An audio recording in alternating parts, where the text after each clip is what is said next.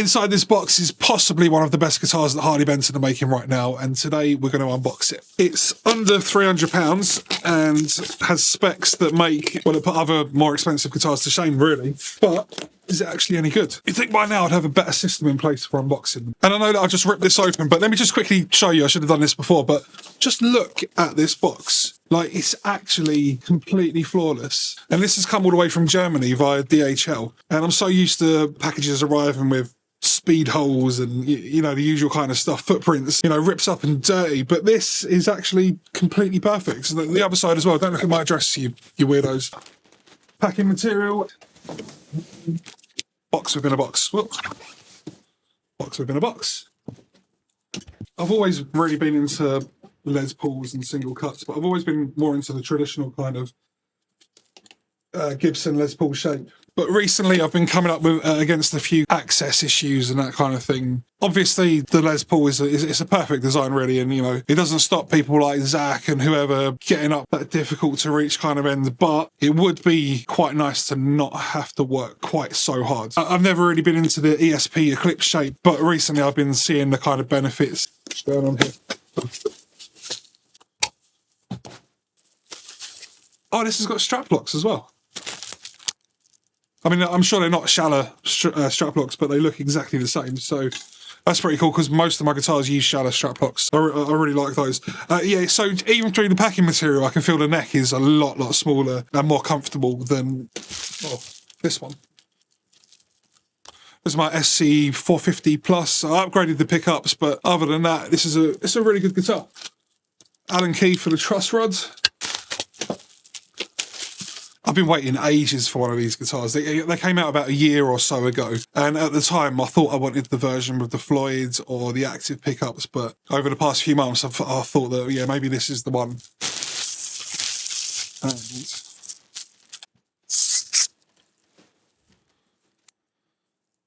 that looks so much better than I was expecting.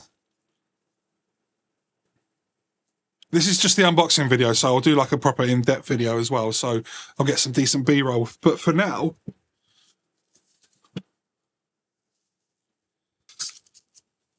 it's got to be the clumsiest unboxing ever.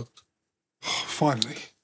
So this is what it looks like without all the tags and extra bits on it. I know it's just an aesthetic thing and who really cares, but this kind of design, it looks a bit not very cool in the pictures, but actually looking in the monitor, I think it looks pretty cool.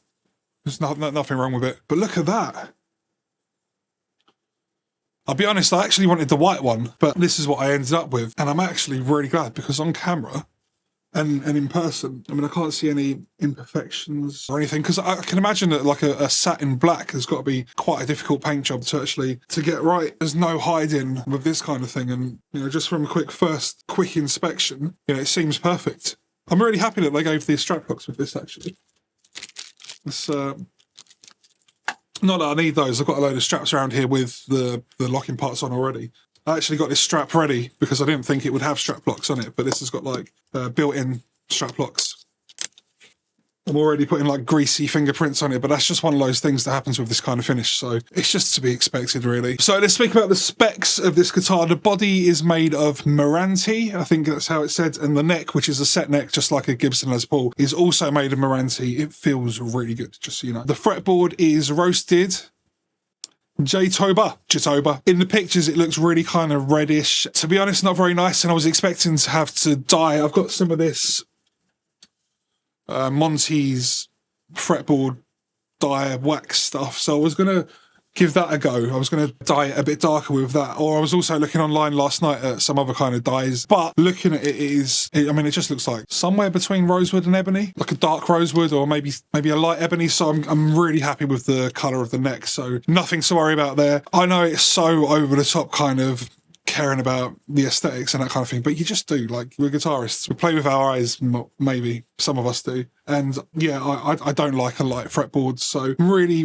pleased with that. They've got the binding listed as ivory, but I think that might just be this binding around the neck, because the actual body binding is this kind of yellowy, creamy kind of look, which I wasn't expecting to like, but now I see it in person and I like it a lot more. I would probably have preferred it if it was more of an ivory kind of thing all around the body, but I think this looks pretty cool. And it's more sort of authentic to the ESP kind of thing. I think they use this colour quite a bit. So it has a modern C-shaped neck with I don't know if you can see it, but it's got a volute on the back of the headstock as well. The thickness at the first fret is 20 millimeters and the 12th fret is 22 millimeters. So it's quite a thin neck. I really like it. This is definitely one of my favourite feeling Harley Benton necks that I've ever held. And actually, like, even being able to feel it through the packing material, that definitely says something. I really, really like this neck. I've been playing a lot of different guitars recently, and some of them I haven't been getting on with the necks quite so much. So it's quite refreshing to just pick up a guitar straight away and be like, yeah, this is good. And those guitars are way out of this budget as well. So the fretboard radius is 14 inches. So it's actually like 13.77, which is true to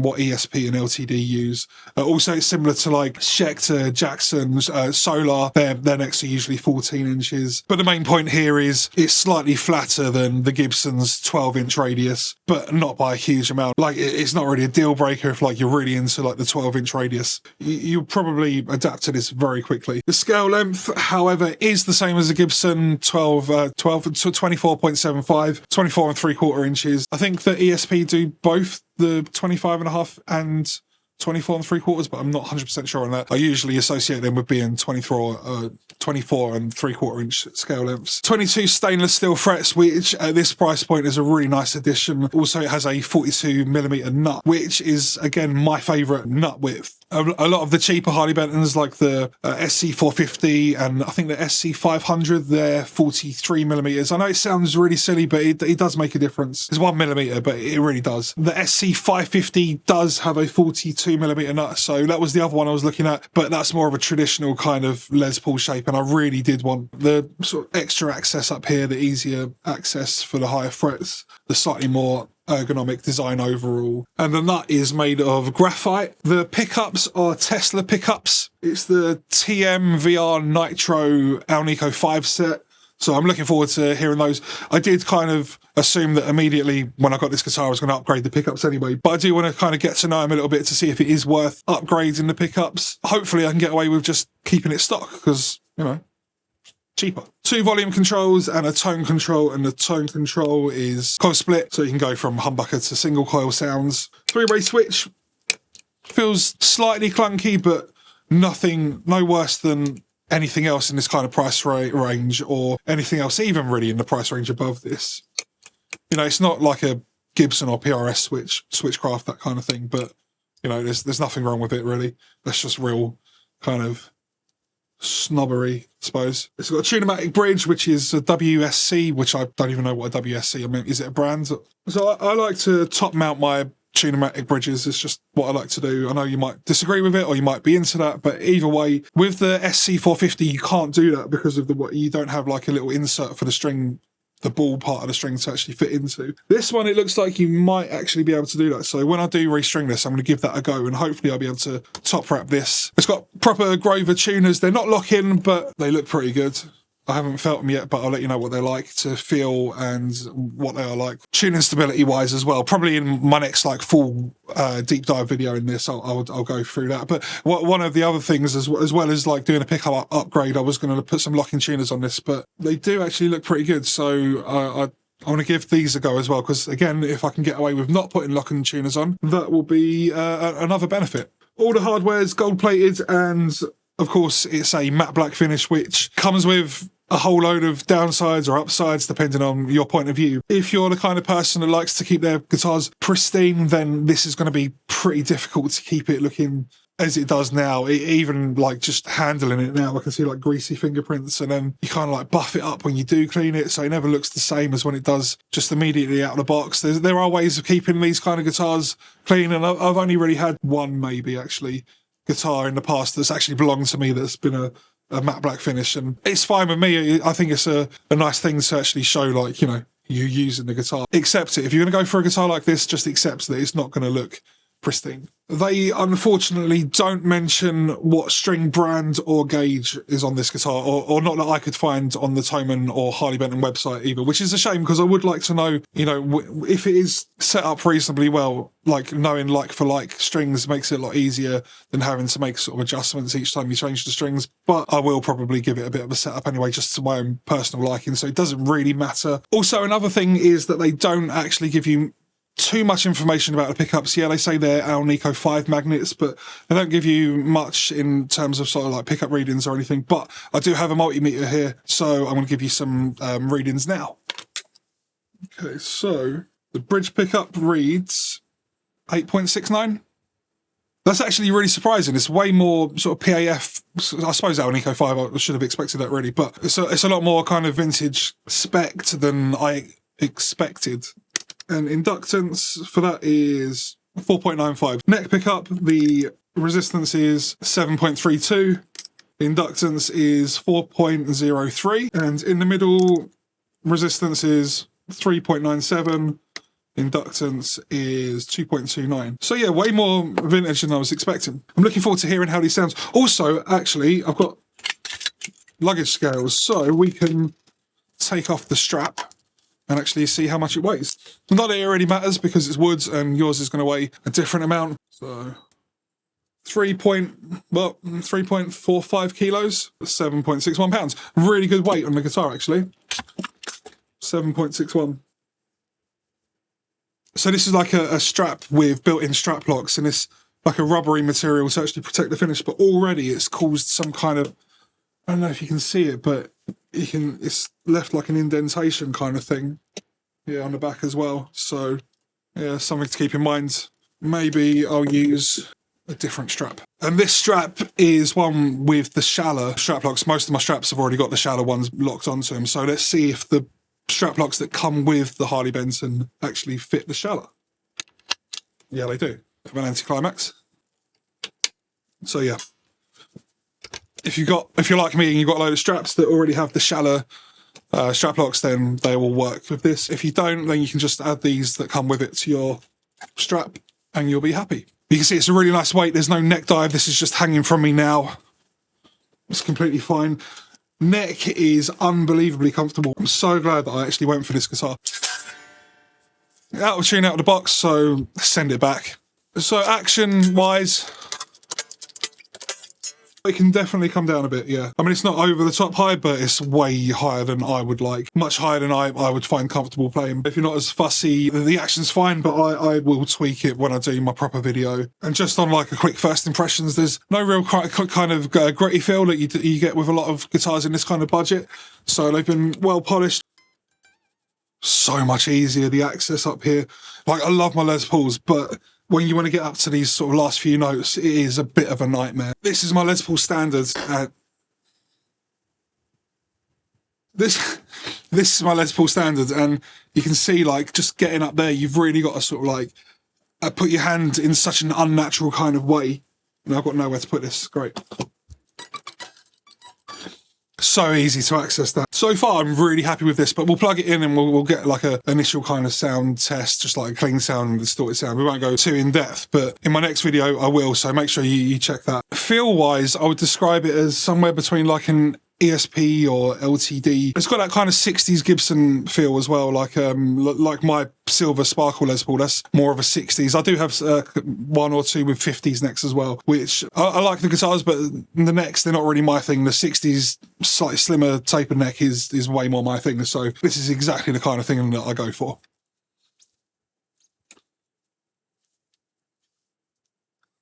Okay, so I've stretched in the strings to give it a bit of a chance. Good opportunity to sort of fiddle around with the tuners as well. They feel really good, just like every other set of Grovers. Nothing wrong with them. It's not like they're using some kind of cheaper ones that they've rebranded Grover. They feel like genuine Grovers, so I've got no reason to believe that they're not. They feel good to me. Tuning's like just sort of like tuning. I didn't feel anything snag, you know, like, you know, when you hear the kind of like clicking and it does like a big jump. There was nothing like that, so that tells me that the nut seems to be cut really well. And actually, when you sort of fret down at the third fret, you can see there's a slight bit of clearance, but, you know, just enough to show me that the nut's cut at a decent height as well.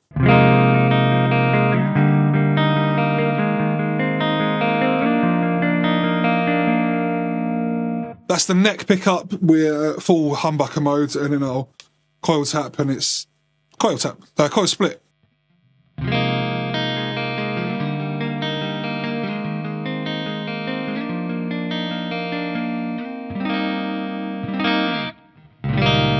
No, drop T. Bridge pickup.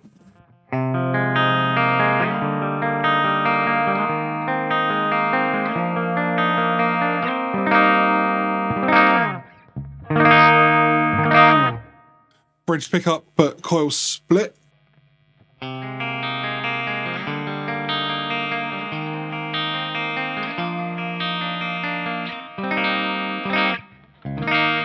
sitting in such a weird way.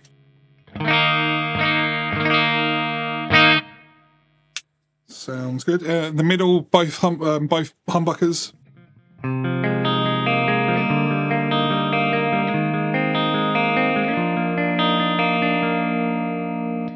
Coil. I don't know why I'm getting coil split and coil tap mixed up so much. I'm gonna call it coil split.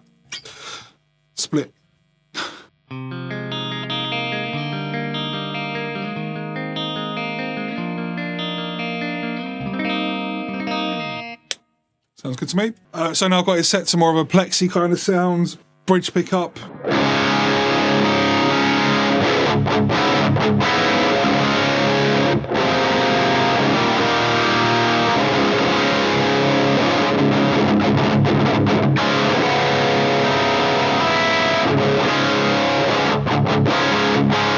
Definitely a much more vintage kind of output tone than I'm used to. If you watch my channel, you know I love like Invaders and X2Ns and Hot Rails and 81s and that kind of thing. But, you know, I also do love this sort of thing as well. So I'm just not quite what I usually go for. Neck pickup.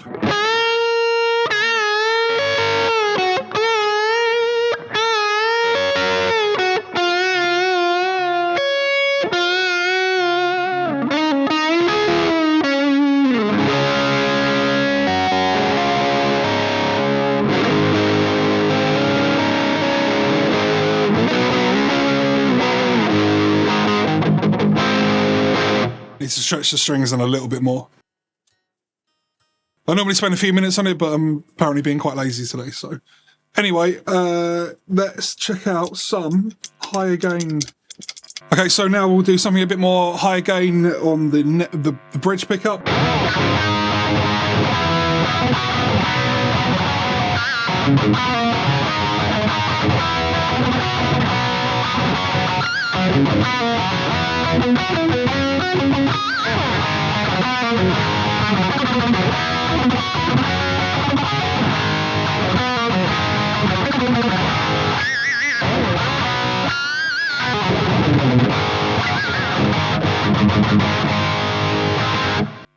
And the neck pickup.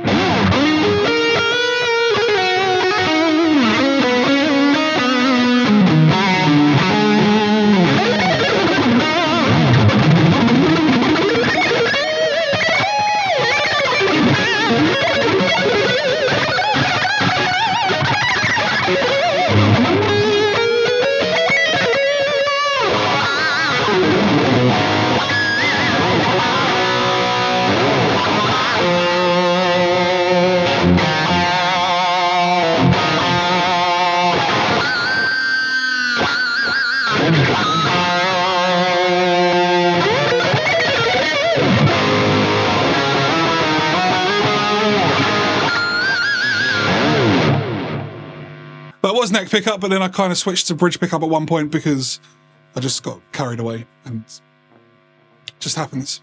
I'm sorry. Both pickups, coil split.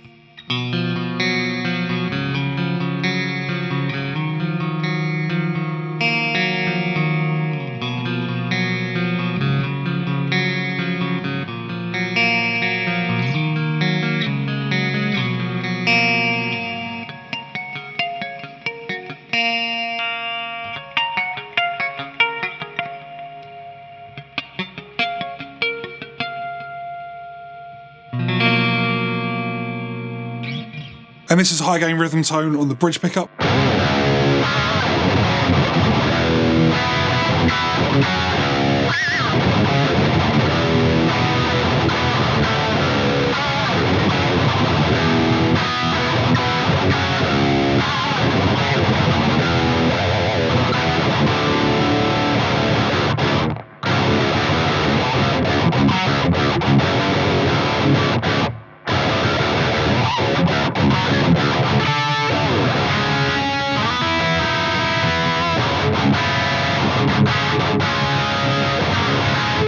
So my first impressions are that the neck, so good. Like, I love this neck. Even if it wasn't for all the cool hardware and good quality parts they add to it, the price of this guitar, £300-ish, would be worth it alone just for this neck. I do love this neck. I've genuinely never felt this good about a neck in this kind of budget. This blows away anything else that I've played from Harley Benton, from other brands that are in this kind of budget. If you've got £300 to spend, this neck alone, I think, is worth it. What else do I want to say? I want to say that the frets, there's no sharp fret ends, there's no fret sprout, easy to play. I do have to be honest, I did lower it slightly, just gave it a little couple of turns with my fingers, no tools or anything, just twisted these little thumb screws just to bring the action down slightly. I will probably give it a more in-depth setup, but I could go and play a gig with this. I'm really lucky I've been able to play a lot of I've been able to play a lot of guitars generally, but I've been able to play a lot of Harley Benton single cuts, and up until this point, the SC550 was unbelievable. Like, that is the guitar. It's worth every penny. If you're going for like a Les Paul Standard or anything like that, and you can't afford the prices that they ask for, go for the SC550. You will be so happy. The first time I played one, I was genuinely blown away, and I'm having the same feeling, but more so with this guitar. If you're looking for a Les Paul type guitar that's a bit more, not hot rodded, but, you know, ergonomically designed, then go for this. The aesthetic is, you know, it's a bit of a Marmite kind of thing. You either love it or hate it. I really like it. I do love it. There's nothing. I would like to see one of the white ones in person, just because I think that maybe in my specific case scenario, using it on camera, I think maybe the white one might pop. I tend to wear a lot of black because, you know, metal. But I think the white one would pop more on camera in this room. £300 for this. I would buy this over any Epiphone or anything like that in this kind of price range for sure. Whether that's just because they don't really make anything, well, they do like the Matt Heafy stuff, but all that kind of stuff is way, way more expensive than this. The pickups maybe are a bit of an unusual choice because they are very kind of vintagey, very traditional PAF kind of sounding. So whether you'd actually want that kind of pickup on this style of guitar, I don't know. I do know that a lot of people are kind of edging towards more laid back pickups these days. Even within the kind of heavier rock and metal and progressive and gent kind of styles of music, a lot of people are heading towards more of a passive and more of a lower output vintage kind of style of pickup. Not my favourite kind of style. Admittedly, I like active pickups. I like Invaders. I like the Tremonti PRS pickup is one of my favourite pickups. The 500T from Gibson. That's my kind of thing. So I probably will put something else in here just to see how it sounds. For now, I won't. You know, I'll do the proper video for this and we'll hear how it sounds stock. And then I'll make a video, maybe doing a few modifications that are totally unnecessary, but, you know, it's fun. The fit and finish, from what I can see, is perfect. Like, there is nothing that I feel can be improved aesthetically. Like, you know, the paint job's really good. There's no weird things happening. This is much more guitar than I was expecting, to be completely honest. I feel like I want to say something negative because you know what people are like on the internet. Oh, you're being paid to say this or whatever kind of stupid stuff that they say. So my negative would be not 100% on the pickups. The switch, slightly clunky. Hopefully the bridge I will be able to top wrap, but again, that's a completely personal preference. Knobs and controls, the knobs feel really good. The controls feel really good. They're smooth, they're not too tight, they're not too loose. They're Goldilocks. I have no idea where this guitar's made. It's made in Indonesia. If that matters to you, I think we're at the point now where we know that Indonesia make all the factories that a lot of these guitars use. They make really good guitars. So yeah, we are just getting started with this guitar. I'll do a proper demo of, you know, clean sounds, the mid-gain sounds, the high-gain sounds, the lead sounds. Probably put in a track as well to see how well it sits in a mix. I can already tell it's going to sound good. And also, if you want, I'll put it up against some other guitars like a Gibson Les Paul. Because I've got a few. So I've got the ones with the active pickups, but I've also got ones with burst buckers and passive. So it'll be more of a like-for-like comparison. So we can put it up against that. I've also got a PRS Tremonti SE from the early 2000s, which I think I paid like maybe just over £150 for. So it'd be good to compare those two. Also, the Spira, they make the L400, which is very similarly spec'd. Maybe I can reach out to my friend at Spira and we can compare those two as well. I think that might be quite interesting. Like I showed you before, this is my SC450 from Harley Benton, and it's actually about half the price of this. It's not completely stock, it's got upgraded pickups, but these are only like £20 pickups. They're Seymour Duncan clones, and you can check it out here and here. Up until recently, this is one of my favourite Harley Benton guitars, but I can tell you you already, this one is blowing it away. So keep an eye out for the full video, and I'll see you in the next video.